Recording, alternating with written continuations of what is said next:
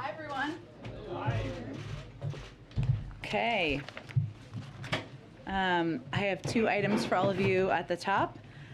This week we are marking the 1-year anniversary of the American Rescue Plan, which has been the key driver of our strong economic recovery, provided us with the tools needed to fight the pandemic, and made long-term investments to revitalize the local economy and communities around the country. Each day this week we will focus on a different element of the hundreds of ARP, or American Rescue Plan, programs that have successfully delivered resources across the country over the past year. Today we're focusing on ARP's higher ed investments in community colleges, HBCUs, TCCUs, tribally controlled colleges and universities, and MSIs, minority serving institutions. In a press call today with key members of Congress, Education Secretary Cardona will highlight the ARP's Higher Education Emergency Relief Fund to serve students and ensure learning continues during the pandemic. The ARP's funding for higher education includes over $10 billion for community colleges and over $2.7 billion for HBCUs, one of the largest ever federal investments in community colleges and HBCUs. These funds are already having a significant impact on institutions and students. A recent survey of college presidents by the American Council on Education found that these ARP investments enabled 93% of colleges to provide direct financial support to students at risk of dropping out, 81% of colleges to keep students' net prices similar to pre-pandemic levels, and 70% of colleges to continue to employ faculty, staff, and other employees. Today, we also have a new announcement from the President's competition agenda. The Departments of Treasury, Justice, Labor, and the Federal Trade Commission investigated the effects of the lack of labor market competition on the U.S. economy. This new report makes clear that there is more we can do so every worker can take advantage of our historically strong labor market recovery. Corporate concentration and anti-competitive practices like non-compete agreements and misclassification have stifled wages for workers and reduced their power to bargain for dignity and respect in the workplace. The costs to workers are substantial. Lack of competition causes workers' wages to be 20% lower than what they'd otherwise earn. The report also shows that diminished labor market competition holds back our entire economy, inhibiting innovation, increasing prices, and curbing economic growth. And finally, I know some of you will be traveling with us to Fort Worth, Texas tomorrow, so I want to give you a little bit of a preview of that. Tomorrow, President Biden and Secretary of Veterans Affairs Dennis McDonough will travel to Fort Worth, Texas, to speak with veterans, caregivers, and survivors about addressing the health effects of environmental exposures such as burn pits. This is obviously something the President talked about in his State of the Union address a little less than a week ago. They will visit the Fort Worth VA clinic and receive a briefing from VA doctors and nurses on their primary care and specialty health services for veterans. They will also speak with veterans and patient advocates about different challenges facing the community.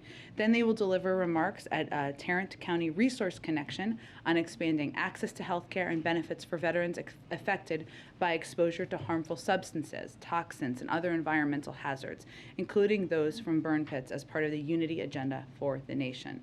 The President will discuss the administration's actions to address these issues, including a new proposed rule to consider adding certain rare cancers to the list of those presumed to be service-connected. And he will urge Congress to send him legislation that ensures we honor our commitment to veterans exposed to toxic substances.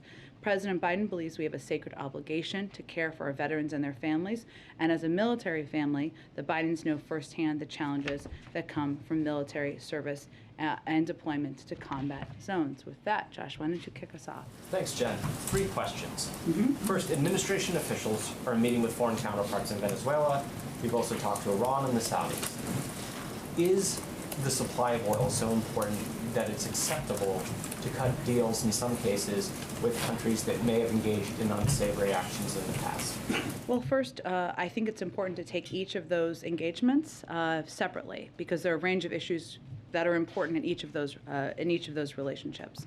One, as it relates to Saudi Arabia, we did talk a few weeks ago about how Brett McGurk and Amos Hochstein went to Saudi Arabia to discuss a range of issues, including the war in Yemen, including security in the region, and certainly including energy security. They had the discussion. It's in everyone's interest to reduce the impact on the global oil marketplace, and that was part of that discussion.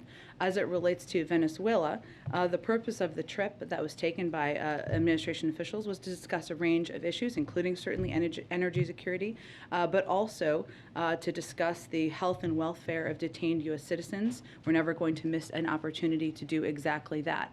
And I will just note in this scenario that they are separate. They are separate paths and conversations, just as they are in the Iran negotiations. And what was the third country you mentioned? Sorry. Well, Venezuela, Iran, and Saudis. Oh, and Iran, the most vital reason, the most important reason why we are focused and have been focused on having these discussions with the Iranians and our P5+1 partners is to prevent Iran from acquiring a nuclear weapon. That is why we're in these negotiations. We are getting closer. There are still important components to work through, but certainly the discussion of oil is a part of that, but the most important reason is to prevent them from acquiring a nuclear weapon. So I would just note, and I went through all of those purposefully, obviously, because these are all geopolitical issues that have a range of topics that are a part of the discussion in our engagements. Secondly, House Speaker Nancy Pelosi has suggested that Russian oil imports should be banned. We're already seeing that Russia is struggling to sell some of its oil, which suggests that supplies are destabilized. Given that fact, would President Biden sign a ban, and what would hold him back from doing so if not? Well, no decision has been made at this point by the president about a ban on importing oil from Russia. And those discussions are ongoing internally and also with our counterparts and partners in Europe and around the world. I would note that what the president is most focused on is ensuring we are continuing to take steps to deliver punishing economic consequences on Putin, while taking all action necessary to limit the impact to prices at the gas pump. And as you noted, yes, it is true that there has obviously been an impact of the invasion on the level of import to the United States and to other parts of the world. I would note, as we're having these conversations, and obviously the president talked with a number of his European partners this morning about a range of issues. This was part of it. But if you look at Russian imports, they account for about a third currently of Europe's oil imports. So the data we have that we have available at this point in time is back to 2021, not that long ago. But just to give you a point of comparison, the amount that the United States was importing back in 2021 before the invasion was about 700,000 barrels per day of crude oil and petroleum. The Europeans import about 4.5 million barrels per day of oil. So obviously we're also very well aware as we're having these conversations and as we're consulting with our partners that there would be, we have different capacities and capabilities. And then last, Florida Surgeon General says that healthy children shouldn't get the COVID vaccine. Is that a good policy? Absolutely not. Let me just note that we know the science, we know the data and what works and what the most effective steps are in protecting people of a range of ages from hospitalization and even death. The FDA and CDC have already weighed in on the safety and efficacy of COVID-19 vaccines for those 5 and older. The recommendations are vetted transparently through a process with a purpose so that parents can have confidence after consulting with their pediatricians or doctors if they would like about the safety. But we also know through the data that unvaccinated teenagers are 3 times as likely to be hospitalized if they get COVID than vaccinated teenagers. So it's deeply disturbing that there are politicians peddling conspiracy theories out there and casting doubt on vaccinations when it is our best tool against the virus and the best tool to prevent even teenagers from being hospitalized. Go ahead. I want to read to you, if I could, Jen, some comments from people we've met at gas stations today. One woman saying, "I just never imagined to see the cost of gas be this high." Another said, "It's a huge stressor to my financial situation, a huge stressor. It's kind of like something I've stressed about, like during the day, will I be able to afford gas? How much money do I have?" What is the White House, what is the President's message to Americans who are going to the gas station today and seeing prices so high? Well, the President's message is that he is going to do everything he can to reduce the impact on the American people, including the price of gas at the tank. What is also true is that because of the actions of President Putin, because he invaded a sovereign country, that created instability in the markets. That is something the president talked about even before Russia and President Putin moved forward with their actions. But we have already taken steps. The president has already taken steps. Historic release from the Strategic Petroleum Reserve, one that's done in a coordinated fashion. And clearly we will continue to have conversations with large oil producers and suppliers around the world about how to mitigate the impact and consider domestic options as well. You said on Friday the administration's looking at options it could take, quote, right now to cut U.S. consumption of Russian energy. When is the decision on that going to be made? I don't have a prediction of that for you at this point in time, but there is an active discussion. And I want to go back to one of the three countries that Josh mentioned, Venezuela. There was a U.S. team there this weekend talking to the Maduro regime. Sanctions have been in place since 2019, lack of diplomatic engagement since then because of electoral fraud, because of all the things that that regime has done to the Venezuelan people. And I hear you say we're doing everything we can to bring down the cost of gas, but is it really worth doing business with a despot like Nicolas Maduro to drive down gas prices? Well, first, I think that's leaping several stages ahead in any process. There was a discussion that was had by members of the administration over the course of the last several days. Those discussions are also ongoing. And part of our focus is also on the health and welfare of detained U.S. citizens. While a separate process, still that is part of our engagement with them. So at this point in time, I don't have anything to predict. It's ongoing. I just don't have anything to convey at this point. And on Americans who are not, or who are being detained, what's being done about Brittany Griner?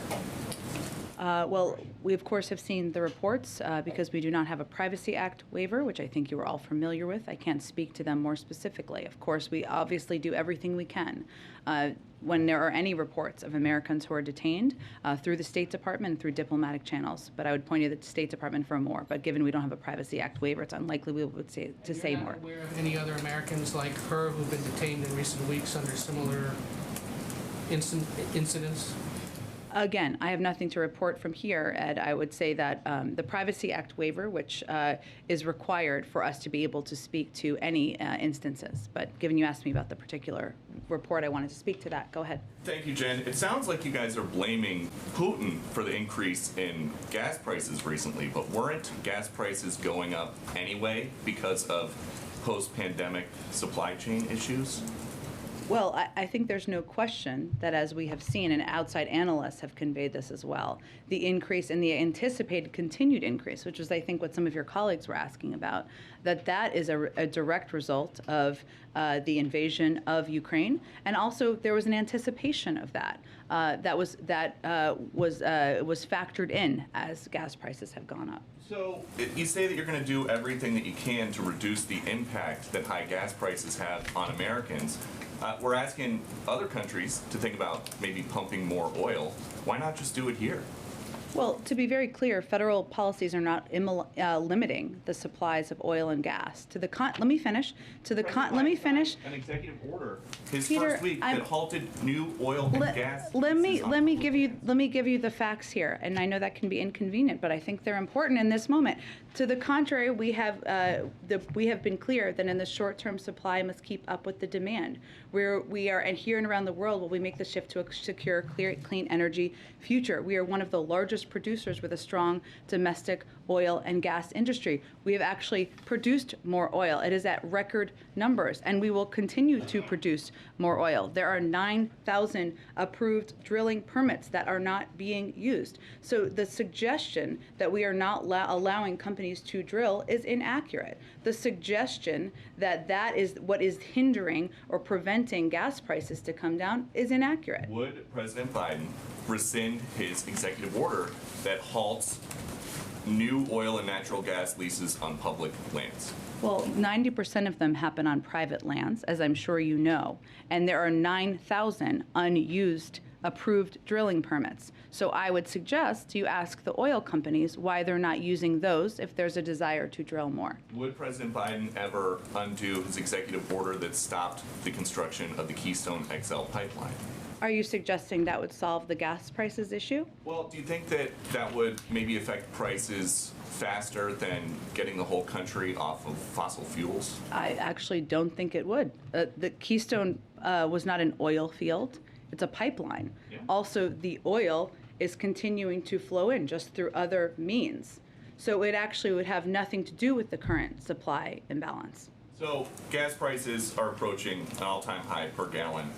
How high would they have to get before President Biden would say, I'm going to set aside my ambitious climate goals and just increase domestic oil production, get the producers to drill more here, and we can address the fossil fuel future later?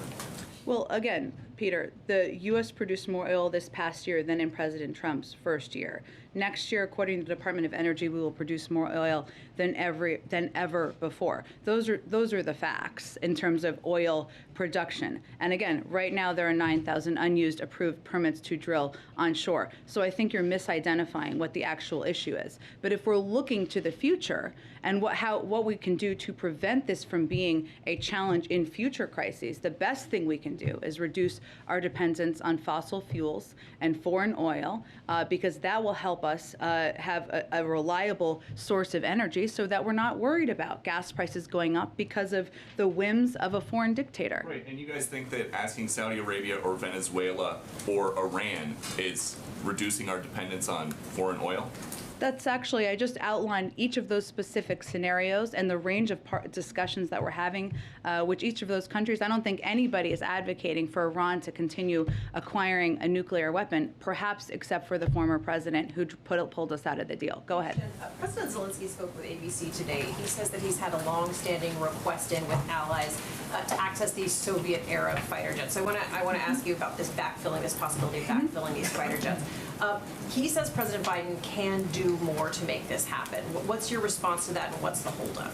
Well, just for clarity, I know everybody's following this very closely, but to catch others up, we're talking about Polish planes, right? These fighter jets that they are requesting. We're working with Poland on this issue and consulting with the rest of our NATO allies on it. This is Poland's sovereign decision to make. We have in no way opposed Poland transferring planes to Ukraine. But to go to the source of your question here, I think, Cecilia, there are a number of challenging practical questions, including how the planes would actually be transferred from Poland to Ukraine, right? So are they going to fly? Where will they depart from? Where will they land? Those are all very important questions here. And also, as it relates to the backfill question, we are working through some pretty complicated logistics on that front as well, including how we would backfill, because procuring new planes and transferring serious weapon systems often take years to do from the United States. So that is all; those are all two layers of difficult logistical challenges here. Predominantly logistical challenges that is the holdup, or is there a concern on the part of the president that supplying Poland these planes could exacerbate the conflict with Russia, Poland, other allied countries? Well, I think there's an important question here, as I touch on a little about where they take off from and where they land, right? There is a air base that is a NATO air base in Poland. If you have planes departing from there, that could be a challenging circumstance. What are the other options, and where do they land?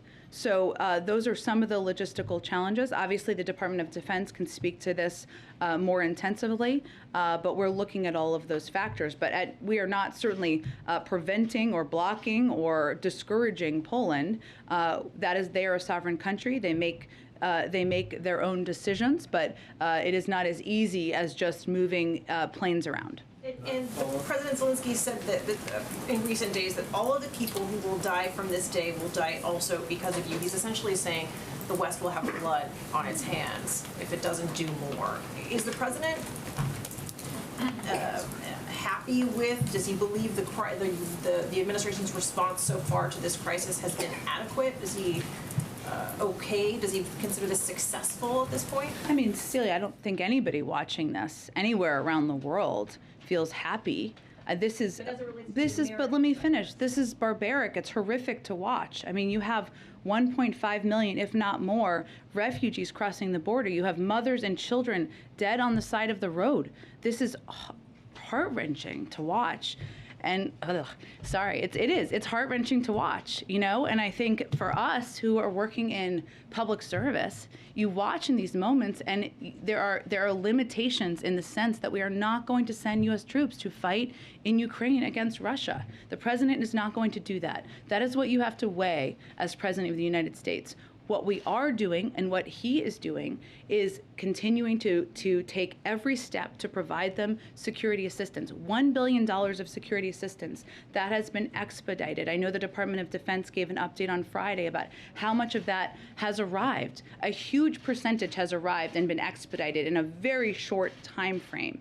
We have also provided economic, humanitarian assistance. And I think any world leader would tell you that without the president's leadership and without the United States rallying the world to hold Russia accountable, there would not be the kind of accountability pressure on the financial system in Russia. So we are doing everything that is in the interest of the United States, in the interests of our partners in NATO, to put pressure on President Putin to support the Ukrainians, and certainly doing that while we watch them fight bravely and courageously.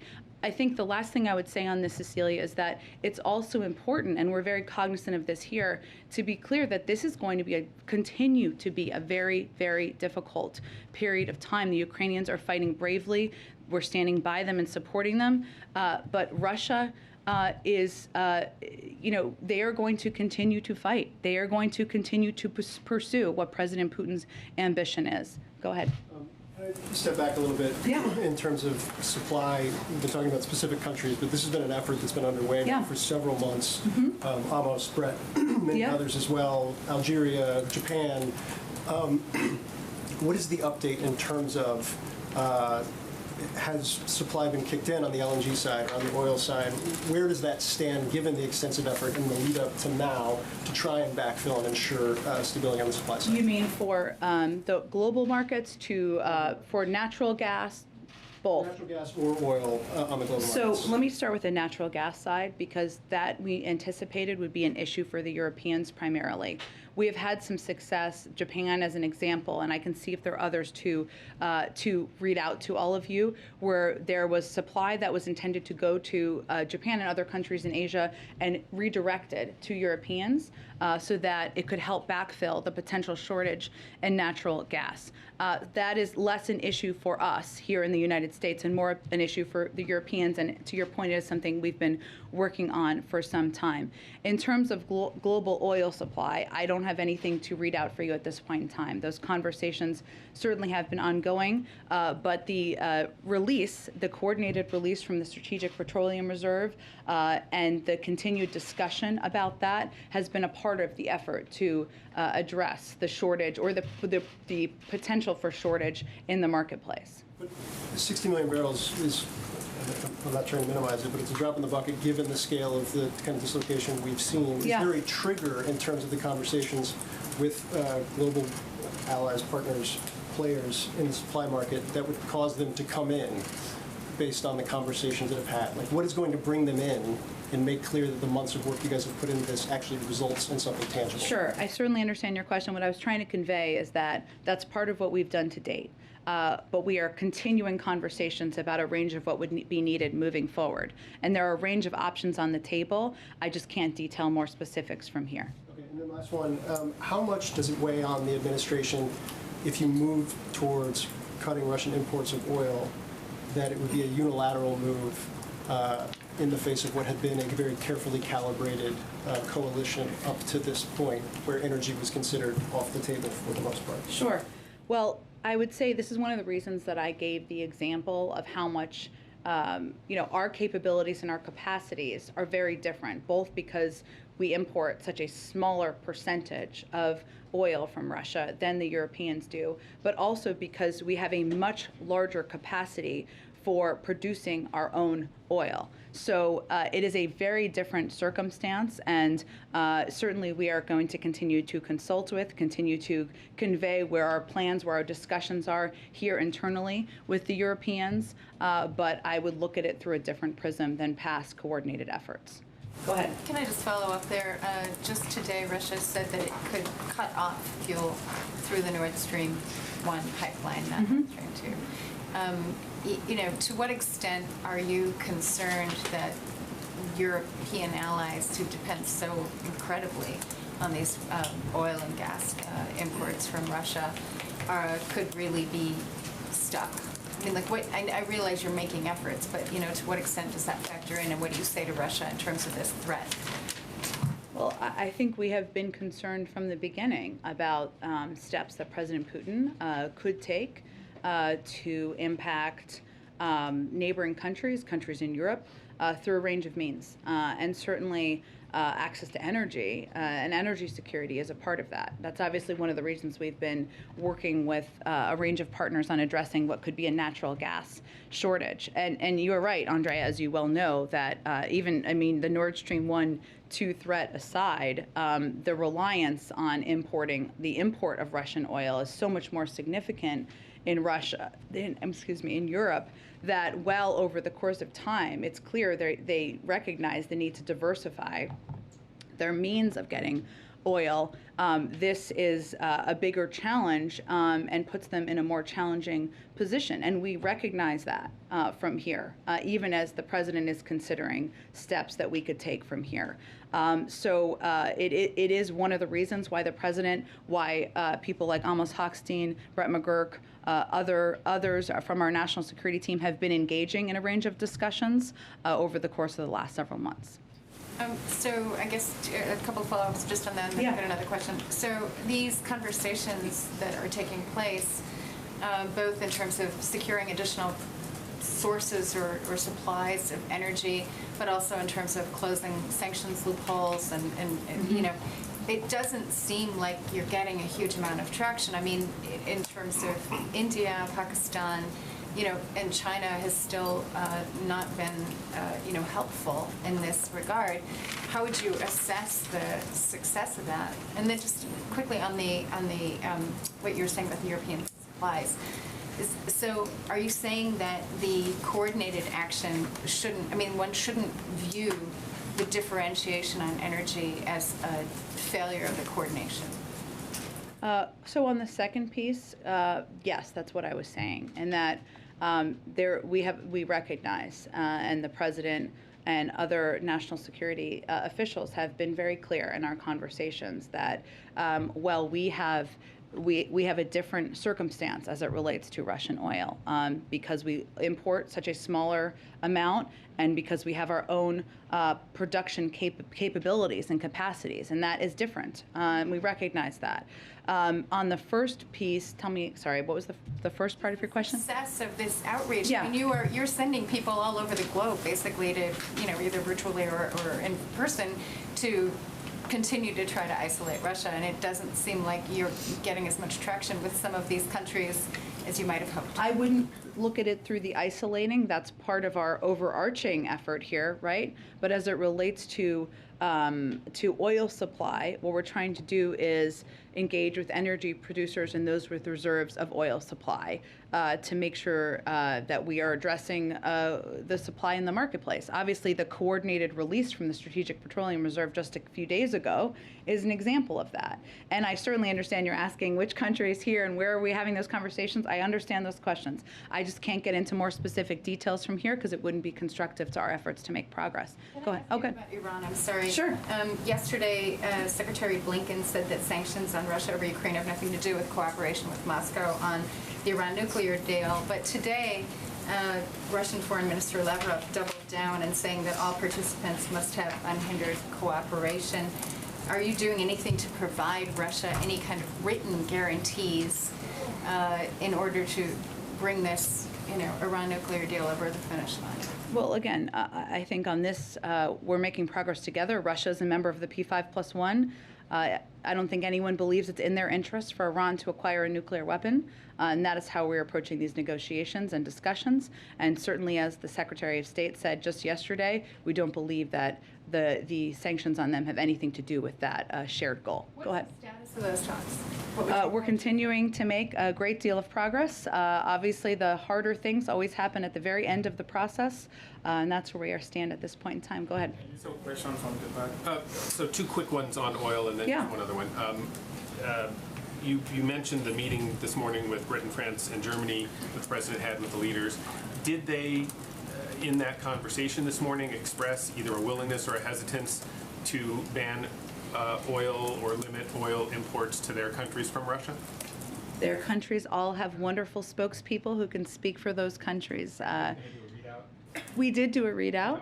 I would just note that we've had ongoing conversations, and we have a very open line of communication, as is evidenced by the president having this call this morning, about everything from what we're seeing on the ground in Ukraine to security assistance deliveries to discussions about weapons to discussions about additional steps to squeeze President Putin in the financial sector. Okay, quickly on, there's conversations up on Capitol Hill about bipartisan conversations about legislation that could ban the import of Russian oil into the United States. If a bill like that came to the president's desk, would he sign it? Well, no, the president has not made a decision at this point in time. So that's where we stand. That's taking unilateral action as... Is a bill on its way over here that's passed Congress? I don't think so. But the president has not yet made a decision. I just gave for you, or tried to give for you, a little bit of the reasoning and the thinking behind where we stand in our coordination with our allies and partners. One last question.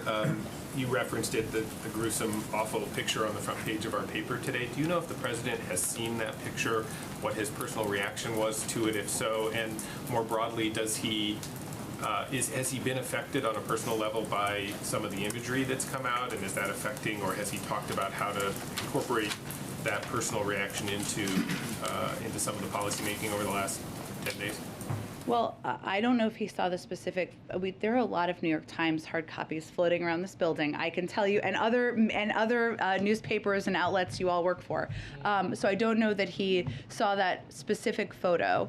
But what I can tell you is that, the president is somebody who, of course, has been working in national security and foreign policy for decades through his career, right? He is also a father, a grandfather. I don't know that anyone, including him, has seen those photos, whether on the front page of your paper or others, and not been moved. And I'm sure I can speak personally that, talking to my neighbors, my in-laws, I'm sure this is true for all of you as well. The personal impact people have felt in this country, it's really moved people in this country. And the president is absolutely a citizen of the United States, of course the leader of the free world, but also somebody who has enormous empathy for the plight of other human beings. And he has, of course, been impacted by the images he has seen, as we all have been. Are they war crimes? Go ahead. Going back to Venezuela for a second, would they have to agree to release the U.S. citizens imprisoned there if the U.S. were to ease the current sanctions on oil exports? So it's a really important question. There are different channels. Obviously, we're going to continue to do everything we can to bring anyone who is detained in Venezuela or any other part of the world home, but they happen through different tracks. They're all a part of the conversation with Venezuela writ large, but not at the same time. And obviously, Vice President Harris is going to Poland and Romania this week. Can you talk a little bit more about the White House's objectives with her going over there, and particularly what message you want to send to Russia with the Vice President being in that area? Absolutely. So as you noted, the Vice President is leaving on her trip just in a couple of days, and she'll be over there really showing the support of the United States for the work of our allies and partners, whether that is on refugees, and a number of these countries, including the one she'll be visiting, have welcomed hundreds of thousands of refugees from Ukraine. And she'll also be talking about our ongoing range of options and assistance that we have been providing to the Ukrainian people. So she is going to be there. I think it sends a strong message that the Vice President is going to be in meeting with many of our Eastern Flank partners, NATO allies, to convey our commitment to working in lockstep with them and to continuing to support their efforts in the region. And one more Quick one. This morning, the Democratic and Republican leaders of the committees that oversee trade said that they have a deal on legislation that would in part suspend normal trade relations with both Russia and Belarus. And I'm wondering if the White House supports that either through legislation or through other avenues. I've seen those reports, but we don't have any decision on the policy from here at this point in time. Go ahead in the middle. A couple questions. Sure. Over the weekend, British Prime Minister Boris Johnson took to the New York Times, had this op-ed in which he argued that the U.S. Western allies should go further in economic sanctions. He specifically said to expel every Russian bank from SWIFT. I know that there were limited actions. Does the United States support expelling every bank? Well, typically what happens with SWIFT and removing when we're implementing this, and Iran is the best point of comparison here, is it's done institution by institution. So that is the case here as well. It's done institution by institution. We haven't taken options off the table, and I'm not taking options off the table here, but it's been we've implemented it in the same way with our European partners that we did when we implemented it as it relates to Iran. Sorry, so just to be clear though, there's not limitation. I mean, it sounds like there were limited institutions that were targeted thus far from removing them from the SWIFT banking system, but you would be open to going further. We've never taken that off the table. The other thing I wanted to ask you about, going back to the Iran nuclear deal, is my understanding is that Russia's demanding guarantees that sanctions targeting the Kremlin over Ukraine do not hinder its trade with Iran. That would potentially be reopened if this Iran nuclear deal moved forward. Could that throw a wrench in negotiations? And I am curious what the White House's take is overall on Russians trying to put that ultimatum down. Well, again, I think as our Secretary of State said yesterday, we don't believe it has anything to do with our shared goal of preventing Iran from acquiring a nuclear weapon. So you don't see it as a way to potentially, I guess, limit the impact that current sanctions We don't believe Russia wants Iran to have a nuclear weapon either.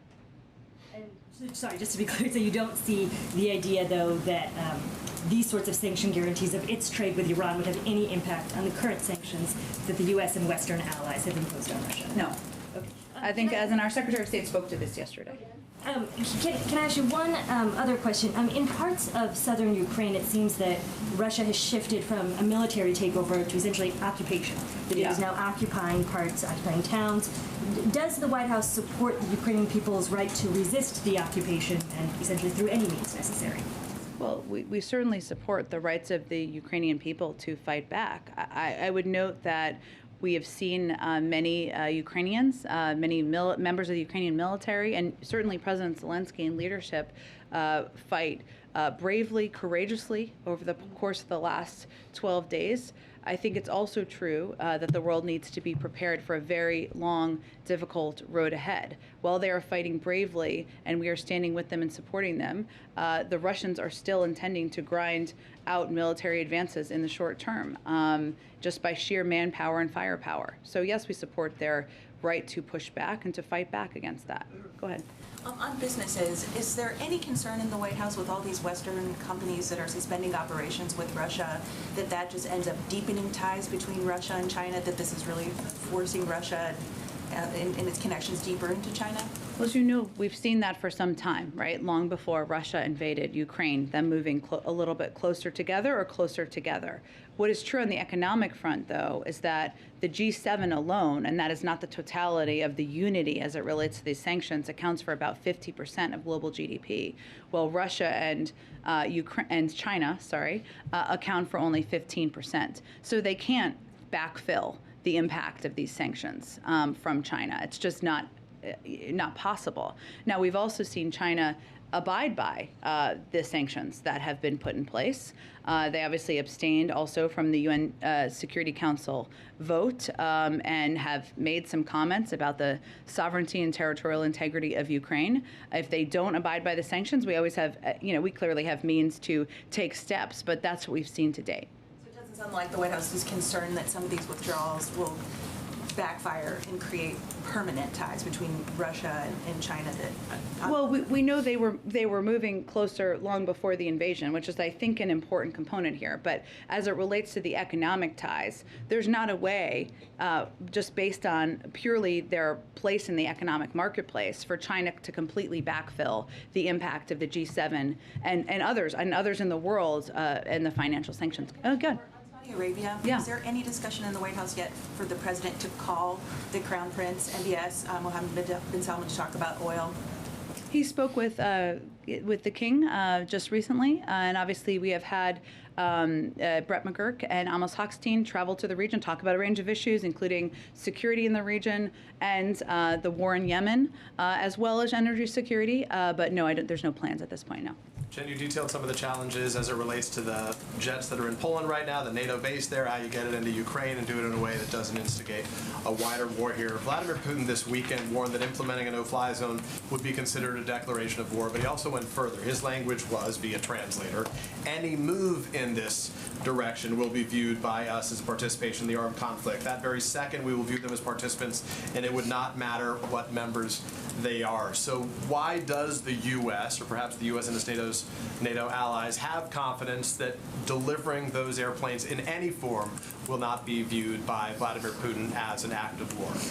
Well, first of all, there's already a war going on in Ukraine that's been instigated by Vladimir Putin. He was referring to a wider war that would bring in them as an added Well, I think you ask an participant. important question here, and it is, where do these military planes take off from? That's an important question, right? How do they land? How do they get there? The transporting of them. Those are all important factors. But he says any move in this direction. So even where they take off from almost doesn't matter. By any move means even the provision of them would be viewed as an act of war, conceivably. No. Well, again, we can't speak to President Putin's what's in his mind, what's in his brain, and the totality of what his intentions are. We've already seen him take a range of steps. We've provided $1 billion in security assistance. We're not halting that, right? We're not halting our support for the Ukrainians. So we're not waiting for the advice of Vladimir Putin on what we're going to do here as it relates to backfilling planes. But the procurement or the providing of planes is up to Poland. They're a sovereign country. They can decide. I just wanted to outline some of the logistical challenges, which are real, and they're on a couple of layers. Understood. Given the conversation we've had earlier about Iran, Venezuela, and Saudi Arabia, the president, as a candidate, said in November of 2019 of Saudi Arabia, he said, we would make them, quote, pay the price and make them, in fact, the pariah that they are. There's very little social redeeming value in the present government in Saudi Arabia. Does President Biden still stand by those words about the government of Saudi Arabia? He does. He's never stood away from them, Peter, but it's also true that there is a war in Yemen, that there are security issues in the Middle East, that there are a range of steps we need to engage with all sorts of countries around the world on that are because it's in our U.S. national security interest and in our interests. Go ahead. So following up on that, Axios reported this morning that the president's, there's a deliberation here at least, that the president might go to Saudi Arabia. Can you confirm those deliberations and perhaps provide a little more insight into what's being discussed here? There's no current plans for the president to travel to Saudi Arabia. The decision that you announced last week that the president would not be directly speaking with Vladimir Putin, has the decision amongst the allies been made that that would be delegated to the European partners, and they would be the ones responsible for talking to Putin directly?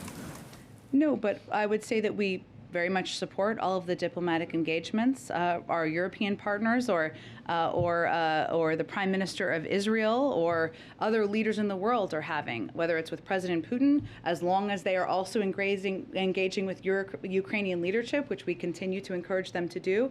We also engage with them before and after all of these conversations. So what we said about the president speaking with President Putin is that now is not the moment. It doesn't mean we close the door to forever, but while President Putin is invading and in a brutal, horrific way a foreign country, no, the president does not have an intention at this moment to speak with him. But that doesn't mean he will never.